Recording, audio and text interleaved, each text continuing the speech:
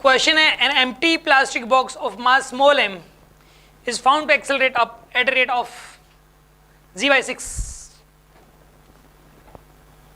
when placed deep inside water. एक क्या है कि यहाँ पे पानी है जैसे, ठीक है,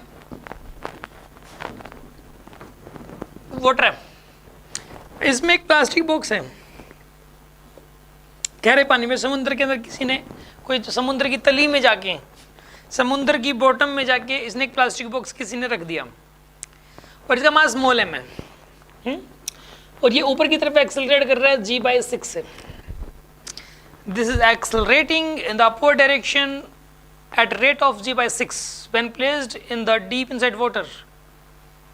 इसका मास स्मॉल m है. एक्चुअल में क्या हुआ होगा, ये एक्सेलरेट क्यों कर रहा है, क्योंकि ना बॉइंट फोर्स ज्यादा लग रहा है और वेट कम है, इसलिए ऊपर की तरफ आ रहा है. कोई भी चीज़ अगर पानी में डुबाओ तो वो ऊपर की तरफ आती है. अब इस खाली बोतल को, इसका पानी बाहर निकाल के आप उसमें डाल दो पानी के अंदर, तो उसके इसके ऊपर बॉइंट फोर्स ज़्यादा लग जाएगा, इसका mg कम होगा, जिस वजह से ऊपर आएगी है. ठीक है, तो इस वजह से ऊपर आ रही है. इसका मास दे रखा है स्मॉल m, जो कि काफ़ी कम रह रहा है यहाँ पे. अब ये कह रहा है कि इसके अंदर how much sand should be put inside the box so that it may accelerate down at the rate of g/6. इसके अंदर हम कितने मास की मिट्टी डालें, ठीक, कितने मास की मिट्टी डालें कि इसका एक्सेलरेशन नीचे की तरफ g/6 हो जाए. ठीक है, मतलब सिचुएशन देखो, यहाँ पे m गिवन है पहली बात, तो इस m की टर्म्स में आंसर बता सकते हो आप. ठीक है, मतलब इस सिचुएशन को मैं दोबारा से बना रहा हूँ. इस वाली सिचुएशन में ये जो प्लास्टिक बॉक्स है यहाँ पे, ठीक है, सपोज इसके अंदर मिट्टी डाल दी. अब इस बार इसके अंदर क्या डाल दिया आपने, मिट्टी, sand. We put the sand here. Suppose अब इसका मास हो गया m + m'. इसके अंदर सैंड डाल दी m' मास की. ठीक है, मास हो गया m + m'. और सपोज अभी नीचे की तरफ एक्सेलरेट कर रहा है बॉक्स g/6 से. Now find out the value of m'. ठीक है ना, फाइंड m'. क्वेश्चन ये है, फाइंड m'. ये सोल्व करना आपको. देखिए ये वाला जो क्वेश्चन है, इसमें गिवन है m, इसका मास गिवन है प्लास्टिक बॉक्स का, और m' निकालना है, मतलब इसमें कितनी मिट्टी डलेगी ये निकालना है. देखो इसके अंदर पहली बात तो ये कि जो प्लास्टिक का बॉक्स है, ये एक प्लास्टिक का बॉक्स है, तो वॉल्यूम कांस्टेंट है, तो इसके ऊपर जो बॉइंट फोर्स लगेगा, यानी कि जो बॉयंसी लगेगी, फोर्स ऑफ बॉयंसी जो लगेगा वो कांस्टेंट होगा, क्योंकि बॉइंट फोर्स की वैल्यू वॉल्यूम पर डिपेंड करती है. जितना ज़्यादा वॉल्यूम होगा बॉइंट फोर्स उतना ज़्यादा होगा. जैसे कि सोचो कि अगर कोई प्लास्टिक का बॉक्स है, प्लास्टिक का ही खाली है, ये मतलब ये ऊपर क्यों आ जाता है, क्योंकि इसका वॉल्यूम ज़्यादा है, तो वॉल्यूम बहुत ज़्यादा है, मतलब एज कम्पेयर टू वेट, तो जिस वजह से बॉइंट फोर्स ज़्यादा लग जाता है और नीचे mg कम लगता है, तो ये ऊपर आ जाती है. आप ये सोचो कि जैसे कि हम तैरने के लिए क्या करते हैं कि पहले अंदर हवा भरते हैं फिर तैरते हैं. ठीक है ना, क्यों, क्योंकि इससे क्या होता है कि हमारा वॉल्यूम बढ़ जाएगा, और वॉल्यूम बढ़ने से क्या होगा कि हमारे ऊपर जो वाटर का जो बॉइंट फोर्स लगेगा वो ज़्यादा लगेगा, जिस वजह से मतलब हम तैर सकते हैं.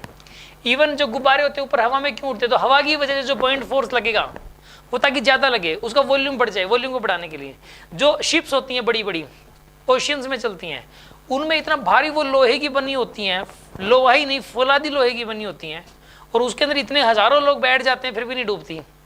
क्यों, क्योंकि ना उसके अंदर नीचे बेसमेंट में कमरे बने होते हैं, पानी की बहुत गहराई तक होती है, और वो नीचे कमरे बने हुए हैं, तो खाली जगह है, तो वॉल्यूम बहुत ज़्यादा हो गया अंदर पानी के अंदर, तो जिस वजह से बॉइंट फोर्स ज़्यादा हो जाता है, जो कि mg को, वेट को बैलेंस कर लेता है. ठीक है, अब सुनो, तो यहाँ पे वॉल्यूम तो कांस्टेंट है, तो बॉइंट फोर्स कांस्टेंट होगा, बॉइंट फोर्स तो लगाना ही लगाना है, तो बॉइंट फोर्स इस पे भी लगेगा b, और इस पे भी बॉइंट फोर्स b लगेगा. वो बॉइंट फोर्स कभी इस बात पे डिपेंड नहीं करता कि इसके अंदर मिट्टी अंदर है कि नहीं है. अंदर कुछ भी डाल दो आप, ठीक है, अंदर कितनी भी मिट्टी डाल दो, बॉइंट फोर्स को तो उतना ही लगना है, क्योंकि इस बॉक्स का जो वॉल्यूम है वो कांस्टेंट है. ठीक है ना, मिट्टी हटा लो चाहे सारी, बिल्कुल खाली कर दो तो भी बॉइंट फोर्स उतना ही लगना है. बॉइंट फोर्स की वैल्यू क्या होगी, वो उसके वेट पे डिपेंड नहीं करती, वो उसके सिर्फ वॉल्यूम पे डिपेंड करती है. आगे बात समझ में आपको. दूसरी बात, इसके अंदर एक है ना रेजिस्टेंस फोर्स लग सकता है, ठीक है ना, फ्लूइड्स की वजह से. जैसे कि इससे पिछले वाले क्वेश्चन के अंदर देखेंगे तो उसके अंदर एक एयर लग रहा था, हवा की वजह से लग रहा था, बट इसमें नहीं लगाओगे, क्योंकि होता आइडियल लिक्विड होगा. मतलब आइडियल लिक्विड का मतलब ये होता है कि जो कि मतलब कोई एक प्रकार कोई अपोजिंग फोर्स नहीं लगाता, कोई अपोजिंग फोर्स नहीं लगाता, कोई ड्रैग फोर्स नहीं लगाता.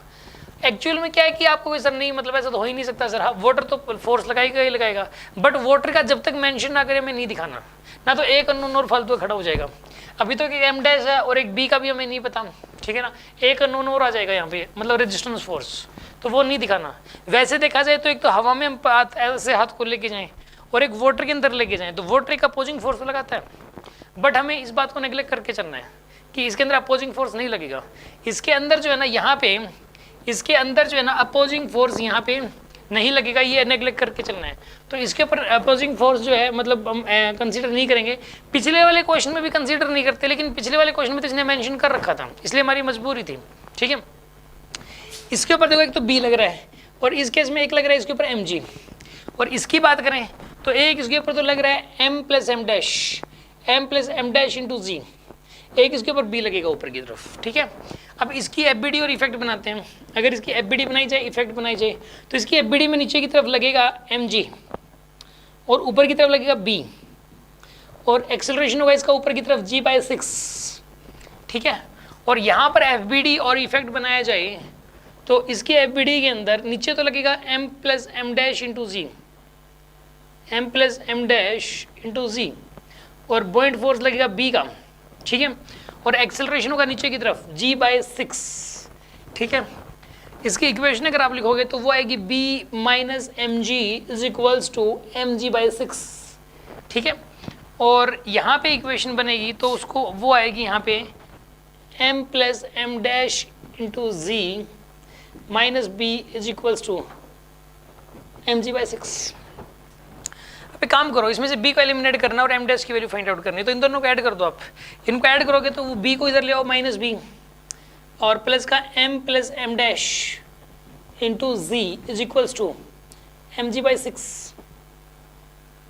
Is equals to m plus M dash आएगा, ये मास इसका m प्लस एम डैश है, एम जी बाई 6 नहीं करोगे, m plus M dash into g by 6।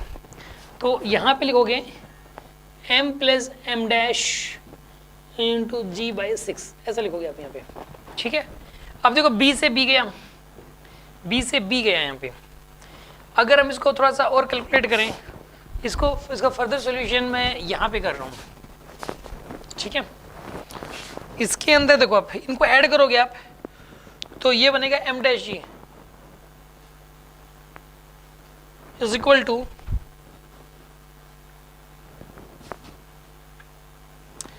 M g by 6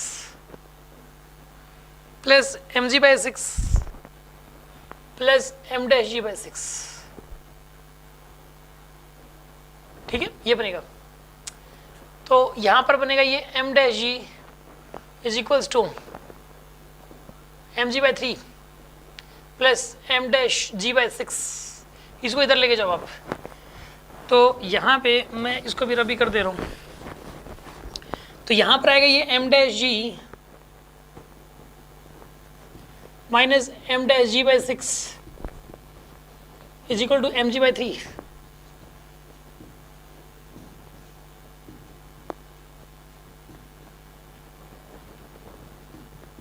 three to the 6,